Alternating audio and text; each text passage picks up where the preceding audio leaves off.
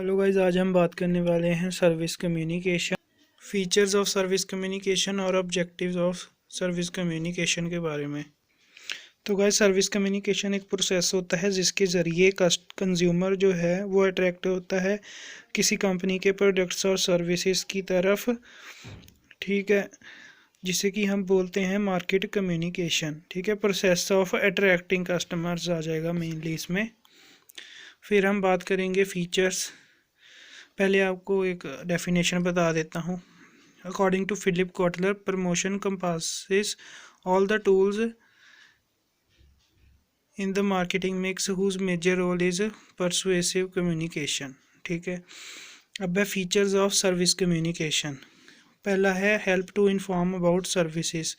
ठीक है, अगर एक एम्प्लॉई अपनी सर्विसेज के बारे में बताएगा नहीं तो वो मतलब कैसे लोग जान पाएंगे, इसलिए सर्विस कम्युनिकेशन में वो बताता है जिससे कि लोगों को सर्विसेज के बारे में पता लगता है। सेकंड है परसुएड्स कस्टमर्स फॉर परचेज।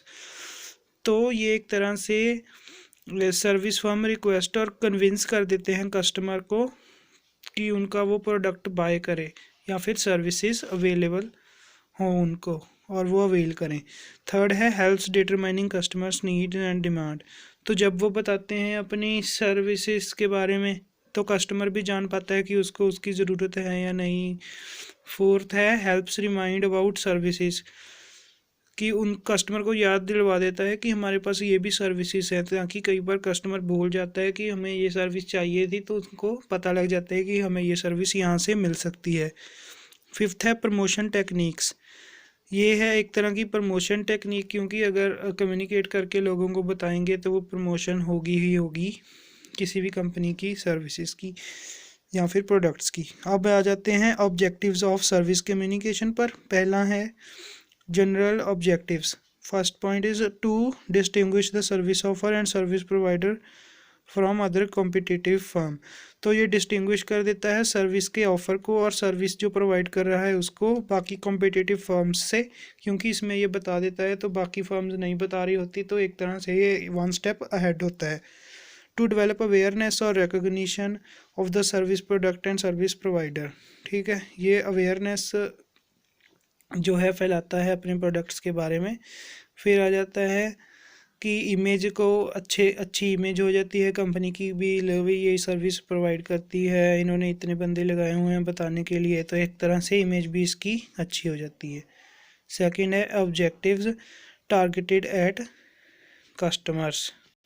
इसमें आ जाएगा कि ये एक्सपेंड करता है रिकग्निशन लेवल का कस्टमर्स का, उनको याद रहने लग पड़ता है कि ठीक है ये कंपनी ये सर्विसेज प्रोवाइड करती हैं।